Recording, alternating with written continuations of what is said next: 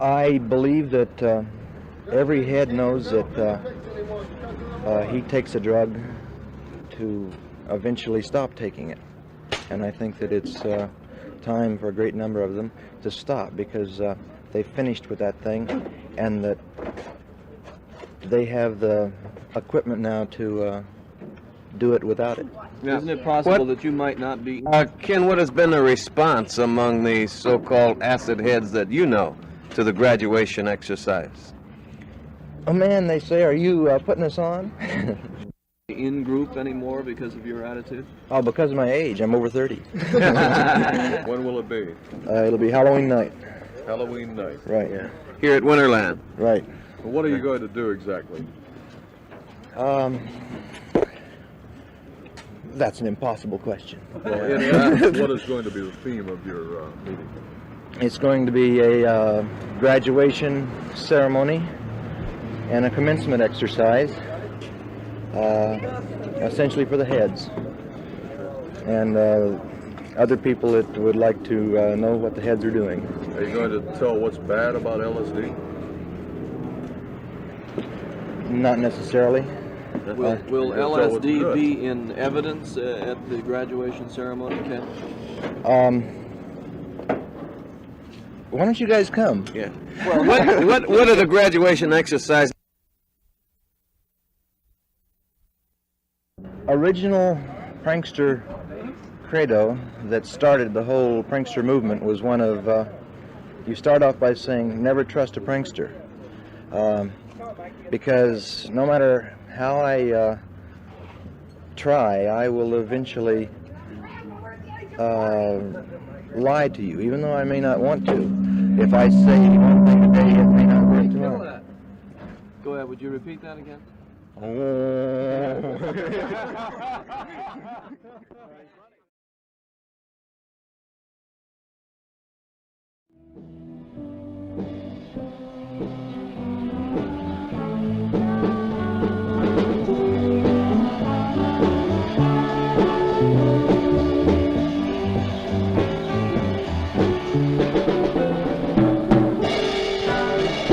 I'm getting high, it's coming from my ear.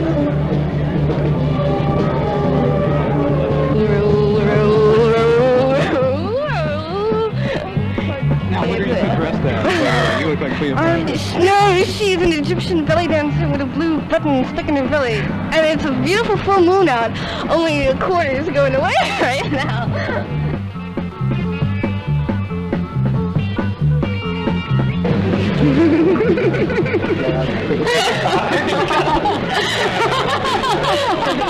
What the United States needs is for somebody to get into the main reservoir and drop 500 caps, you know. And the whole water in the United States will be polluted with acid, and the dogs will be freaking out, and the cats and everything. And then, wow, see all the people, you know. Or, no, just to give it to all the heads of state. Yeah, I'd really like to turn back the mirror on. What you have here is the gathering of the tribe, the acid tribe. Everyone here has been through the whole scene. Now most of them can get where it's at in their minds without acid.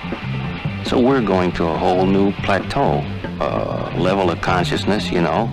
The wheel of life keeps turning and you gotta choose. This is the whole idea of the acid graduation. It's time to change. We're leaving the old. We're going to try new things. We're going to a mind-expanded view of life without acid. That's what's happening. Please don't give yourself away, man. Now watch how girls think. I mean, college boys in America. Hassler's his name. They don't even bother the equipment anymore, I see. And so we're dashing along through Texas, lieutenant in the Army, just so he was used to getting...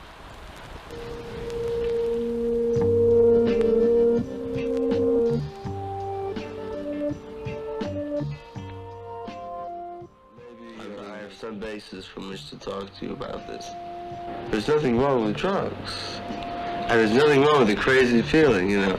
I've had that thing, you know, and you've had a good talk of hash, or you've done a little DMT, you know, you shout with laughter and you're rushing, you know, and you're lying up there and there's a bird, you know, and all of a sudden you're lying in the bird and you're looking down on the ground. It's beautiful. But I don't use that to solve my personal hang-ups. Because my personal hang-ups weren't created with drugs, and they're not going to be cured with them.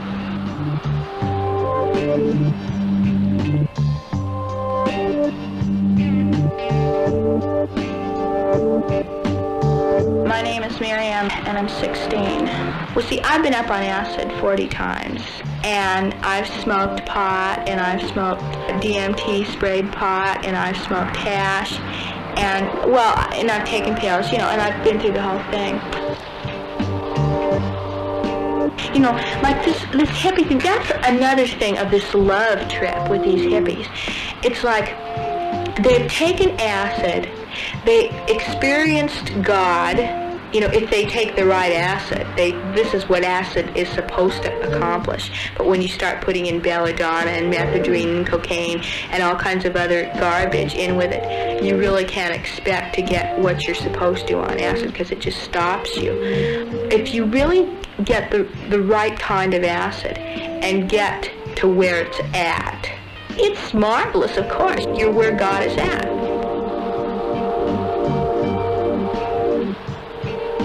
You know, there's no special merit to drugs except it's an escape. And it's no worse than alcohol or housewives taking tranquilizers or any crutch. You know, if you can use a crutch, use a crutch. And if you get high and it's fun, get high and it's fun. But don't make a religion out of it. When you get there, you think everything's really supposed to be like a big garden, and all anybody would ever do if they were doing the right thing would be to sit under a tree and would never wear clothes because that's just a hang-up. And, you know, everyone would just meditate every day. And, like, it's the type of thing where you say, where the hippies say, well, you know, everything is really groovy. You know, it really is groovy. But, man, like, take a look around. At some point, you either realize that you're going to have to deal with yourself stone cold sober, painfully unnumbed, and face some very, very, very real anxiety.